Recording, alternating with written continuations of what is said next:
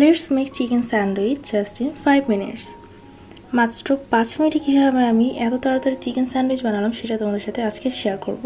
আর হ্যাঁ, স্যান্ডউইচটা কিন্তু আমার আম্মু বানিয়েছে, আমি জাস্ট সেটা ভিডিও করে তোমাদের সাথে শেয়ার করছি।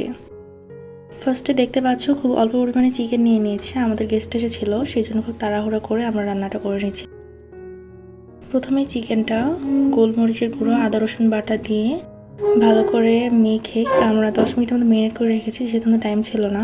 সো জাস্ট এটা আমি অল্প তেলের মধ্যেই ভেজে নিচ্ছিলাম। আর চিকেনটা কিন্তু নর্মালি সিদ্ধ হয়ে যাচ্ছিল, চিকেনের পিসটা থেকেই পানি বের হচ্ছিল, আলাদা করে কোনো পানি দিইনি।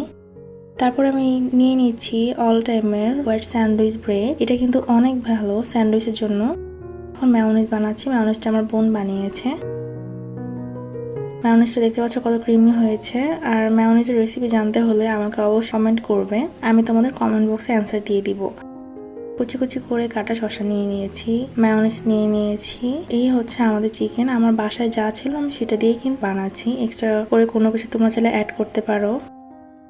আর সবকিছু একসাথে ভালো করে এইভাবে মিক্স করে নিচ্ছি। তো দেখতে কিন্তু খুব বেশি ইয়ামি লাগছে। দেন আমি স্যান্ডউইচের মধ্যে কোনা করে কেটে আমি দিয়ে দিয়েছি পুরটা। তোমরা চাইলে কিন্তু স্যান্ডউইচের সাইডটাও কাটতে পারো, আমি সেটা কাটিনি। আর আমার যেহেতু খুব তাড়াহুড়ো ছিল, কজ গেস্ট চলে এসেছে, সেই জন্য ঝটপট করে নাস্তাটা বানিয়ে দিলাম। সবাই খেয়ে কিন্তু অনেক প্রশংসা করেছে, সবার কাছে খুবই ভালো লেগেছে। তোমরা চাইলে বাসায় ট্রাই করতে পারো। আজ এই পর্যন্তই, আল্লাহ হাফেজ।